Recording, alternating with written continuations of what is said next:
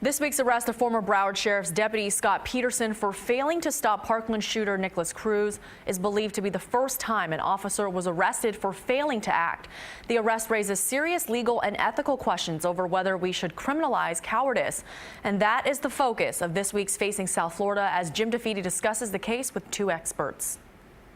If Scot Peterson had gone in and had taken out Cruz and had risked his own life in doing so, we would all be calling him a hero, right? He would be the toast of the town, the key to the city. We would all be talking about his heroic acts.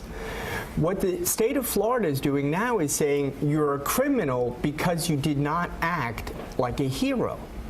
And that's absurd. Well, let me push back on you. One of the things that FDLE says in their arrest warrant in the Broward County State Attorney's Office is that he received the training. He understood what he was signing up for. This is the role of a police officer, to place their life in jeopardy if need be, and that as a trained officer, it was his responsibility, his duty to go into that building. Listen, that's absolutely ridiculous. Scot Peterson is a human being.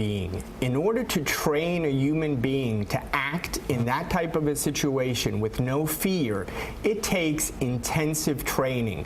You're talking about the type of training that we give soldiers in the military when they go off to fight wars. Let's bring the person in who does some of that training. You actually helped train the SWAT teams for active shooter situations when you were at the City of Miami Police Department.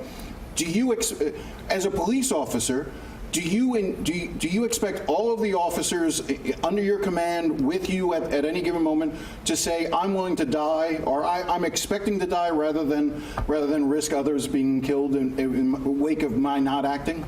I expect them to, yes, I expect them to think that way and to feel that way. However, I do understand that as a human being, the training that Scot Peterson received, which was one in 2016, 2 years before the incident, and none in between the incident and 2016, was woefully inadequate. And the reason is we all have this intrinsic fear of situations like that.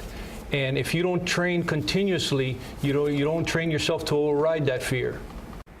You can watch the rest of the interview on Facing South Florida Sunday morning at 11:30 only on CBS 4.